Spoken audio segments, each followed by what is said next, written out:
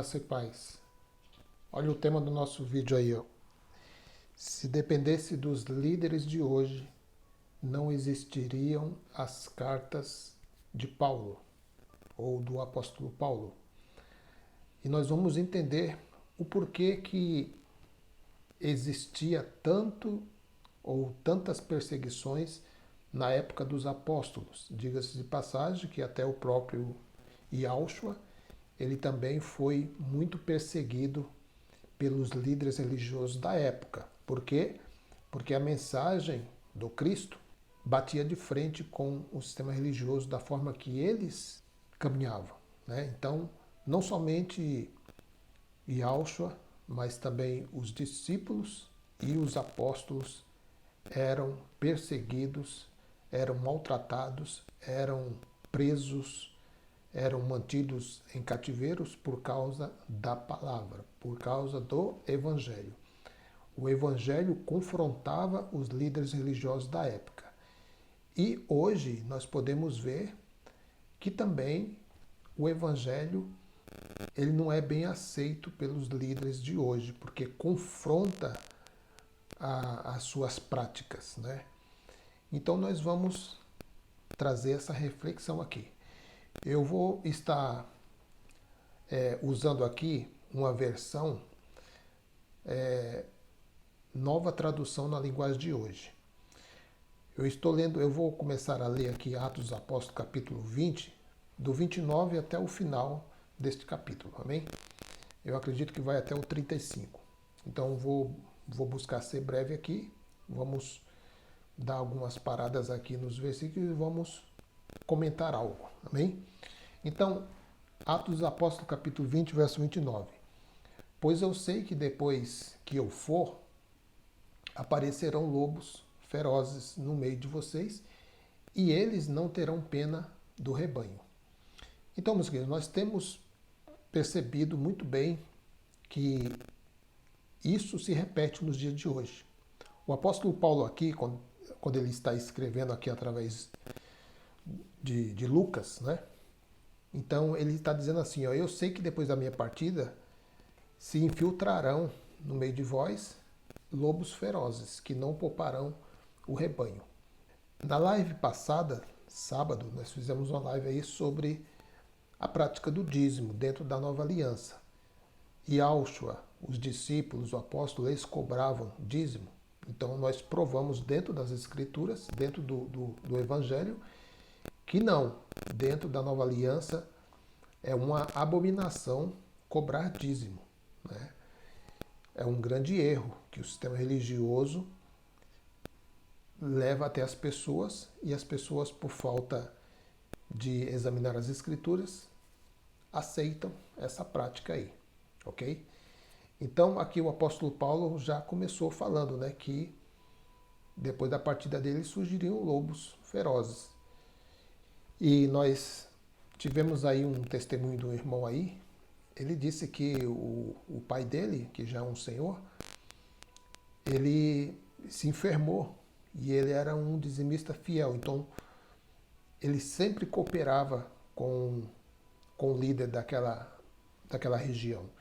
E ele se enfermou. E o que aconteceu?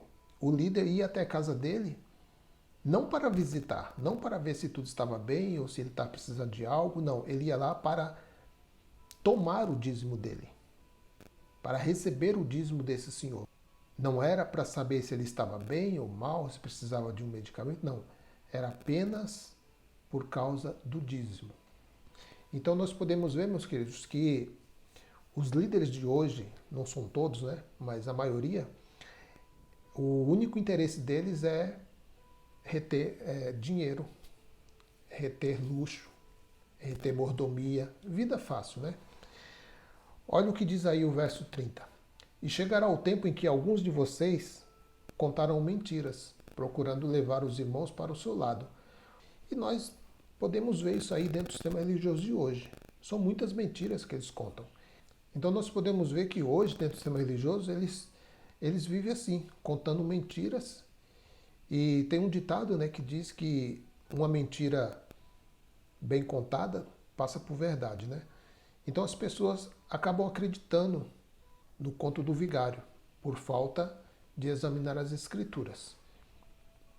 Verso 31. Portanto, fiquem vigiando e lembre-se que durante 3 anos, de dia e de noite, eu, chorando, não parei de ensinar cada um de vocês. O apóstolo Paulo ele tinha um grande cuidado com aqueles ao qual ele levava a palavra. E ele não cessou. Ele só foi parado só pela morte. Mas ele entregou a sua vida em amor ao Cristo, em amor ao Evangelho. E isso nós vamos ver no decorrer dessa leitura, que o apóstolo Paulo nunca visou essas riquezas que o sistema religioso de hoje são apaixonados, né, por riquezas. Né? Tem até aí a teologia da prosperidade, que é um grande engano, é um laço do passarinheiro. 32. E agora eu os entrego aos cuidados de Deus e da palavra da sua graça. Para você ver aqui que o foco aqui é a palavra da sua graça. Não é da antiga aliança, não é a antiga lição, não é a lei da Torá, não é aqui pagar votos, não é aqui dar o dízimo como pedia a lei, nada disso. Era a palavra da sua graça. Pois ele pode ajudá-los a progredir espiritualmente e pode dar-lhes a bênção que guarda para todo o seu povo. 33. Não cobicei nem a prata, nem o ouro, nem as roupas de ninguém. Então o apóstolo Paulo já está dizendo aqui, ó, na minha carreira, no meu ministério, posso dizer assim, eu nunca desejei essas coisas, porque isso aqui corrói com o tempo.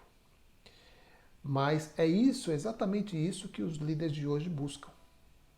Totalmente o contrário do que o apóstolo Paulo fazia. Por isso que eles não gostam muito de ler as cartas do apóstolo Paulo. Porque em uma dessas lidas, eles podem se deparar com essa leitura, os seus membros podem acordar para essa verdade aqui. Ó. Não cobiçava prata, ouro e nem roupa. Hoje é o contrário, né? O que eles mais cobiçam é isso. Prata, ouro, roupas de marca, sapato de marca, relógio de marca, carros importados, casa, mansão e por aí vai. Né?